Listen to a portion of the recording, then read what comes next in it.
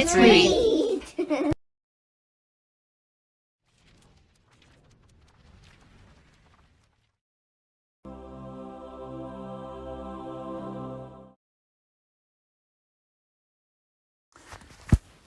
The Brambly Hedge by Jill Barkholm. Spring story. It was the most beautiful morning. The spring sunshine crept into every cottage along Brambly Hedge, and the little windows in the trees were opened wide. All the mice were up early, but earliest of all was Wilfred, who lived with his family in the hornbeam tree. It was Wilfred's birthday. Jumping out of bed, he ran into his parents' room and bounced on their bed till they gave him their presents. "Happy birthday, Wilfred," said Mr. and Mrs. Toadflax sleepily. He tore off the pretty wrappings and scattered them all over the floor. Squeaks of excitement woke his brothers and sisters. His parents turned over to go to sleep again. Wilfred went and sat on the stairs and blew his new whistle. Mr. and Mrs. Apple lived next door at Crabapple Cottage. The sound of Wilfred's whistle floated in through their bedroom window. Mrs. Apple got up and stretched. She sniffed the sweet air and went down to the kitchen to make a pot of elderflower tea. She was a very kindly mouse and a wonderful cook. The cottage always smelled like newly made bread, fresh cakes, and blackberry pudding. "Breakfast ready," she called. Mr. Apple got out of bed with a sigh and joined her at the kitchen table. They ate their toast and jam and listened to Wilfred's warbling. "I think somebody needs a lesson from the blackbird," said Mr. Apple, brushing the crumbs from his whiskers and putting on his coat. Mr. Apple was a nice, old-fashioned sort of mouse. He was warden of the store stump where all the food for Brambly Hedge was kept. The store stump was not far away. As Mr. Apple walked happily through the grass to the big front doors, he felt someone pull on his tail. He turned around quickly. It was Wilfred, whistle in hand.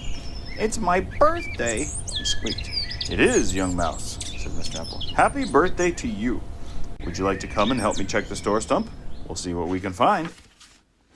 In the middle of the stump was an enormous hall, and leading off from it, many passages and staircases. These led in turn to dozens of storerooms full of nuts and honey and jams and pickles.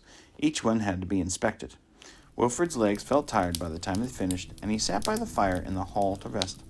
Mr. Apple lifted down a jar of sugared violets. He made a little coronet from a twist of paper and filled it with sweets. Taking Wilfred by the paw, he led him through the dark corridors out into the sun. Wilfred went to look for his brother, and Mr. Apple hurried down the veg to visit his daughter, Daisy, and her husband, Lord Woodmouse. Lord and Lady Woodmouse lived in the old oak palace in the middle of the hedge. From the outside, the palace looked like an ordinary oak tree, but inside the trunk was hollowed out to form a beautiful and many-roomed mansion. At its heart was the grand ballroom. Polished doors led to magnificent kitchens, dining rooms, bedrooms, playrooms, spiral staircases, and secret passages. Old Oak Palace had always been the home of the Woodhouse family. Upstairs in the best bedroom, Lord and Lady Woodmouse woke to bright sunshine. "What a perfect day," sighed Lady Daisy as she nibbled a primrose biscuit. When they heard that Daisy's father had come to call, they were soon up and dressed and running down the winding stairs to greet him. They found him in the kitchen drinking mint tea with Mrs. Crustybed, the palace cook. Daisy gave Mr. Apple a kiss and sat down beside him. "Hello, Papa," she said. "What brings you here so early?" "I've just met little Wilfred. It's his birthday today. Shall we arrange a surprise picnic for him?" "What a wonderful idea," said Lord Woodmouse. Daisy nodded. "I'll make him a special birthday cake if his mother agrees," said Mrs. Crustybread, hurrying off to the pantry to find the ingredients. Everyone was to be invited, of course, so Mr. Apple set off up the hedge towards the woods, and Lord Woodmouse went down towards the stream, calling at each house on the way. The first house on Mr. Apple's route was Elderberry Lodge. This fine elder bush was Basil's home. Basil was in charge of the store stump cellars. He was just getting up. "A picnic, eh? Splendid. I'll bring up some rose-petal wine," he said, shuffling absent-mindedly around the room looking for his trousers. Basil had long white whiskers and always wore a scarlet waistcoat. He used to keep the other mice amused for hours with his stories.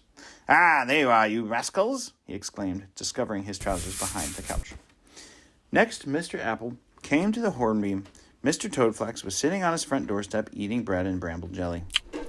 "We thought it would be nice to have a surprise picnic for you, Wilfred," whispered Mr. Apple. "We won't tell him what it's for, and we'll all meet at midday by the palace roots." Mr. Toadflax was delighted with the suggestion and went inside to tell his wife. Mr. Apple went on to visit Old Vole, who lived in a tussock of grass in the middle of the field. Lord Woodmouse, meanwhile, was working his way down to the stream. The news had traveled ahead of him, and all along the hedge, excited mice leaned out of their windows to ask when the picnic would take place. "I'll see if I can find some preserves," said old Mrs. Eyebright. "Shall we bring tablecloths?" called the weavers who lived in the tangly hawthorn trees. Poppy Eyebright from the dairy promised cheeses, and Dusty Dogwood the miller offered a batch of buns. Mice soon began calling at the store stump to collect clover, flour, and honey, bramble, brandy, and poppy seeds, and all the other good things needed for the picnic. Mrs. Krusty Bread baked a huge hazelnut cake with layers of thick cream, and Wilfred's mother decorated it. Mrs. Apple made some of her special primrose pudding. Wilfred knew that there was to be an outing, and that but with a new whistle, a drum, and a pea shooter for his birthday, it was not easy to behave. When the Toadflax family arrived at the palace, Wilfred was rather disappointed that no one there seemed to know that it was his birthday. Indeed, he'd rather hoped for a few more presents, but it would have been rude to drop hints, so he hid his feelings best he could. At a signal from Lord Woodmouse, they all set off with their baskets, hampers, and wheelbarrows. Everyone had something to carry. Wilfred was given an enormous basket, so heavy he could hardly lift it. Mr. Apple lent him a wheelbarrow, and his brothers and sisters helped him push it, but still poor Wilfred found it hard to keep up. It was a very long way. Heaving and pulling, wheeling and hauling, the mice made their way around the palace, through the cornfield, and up by the stream. Wilfred felt very hot and wanted a rest. "Here we are," cried Lord Woodmouse at last. The baskets were put down and opened. Nettle stem cloths spread out on the mossy grass. In no time at all, the food was unpacked. Wilfred was exhausted. He sat on his basket, too tired to open it, his whiskers drooping sadly. Mr. Apple said grace. "For this good food from our green fields may we be very grateful." "I think the knives are in your basket, Wilfred," said Mrs. Apple kindly. "If you get them out, you can cut the pies." Slowly, Wilfred slipped from his perch and undid the catch. When he lifted the lid, he could hardly believe his eyes. Inside the hamper, packed all around with presents, was an enormous cake, and on the top, written in pink icing, was "Happy Birthday, Wilfred." "Happy birthday, dear Wilfred. Happy birthday to you," sang the mice. When Wilfred had opened all his presents, Basil said, "Give us a tune." So he bashfully stood up and played Hickory Dickory Dandelion Clock on his new whistle.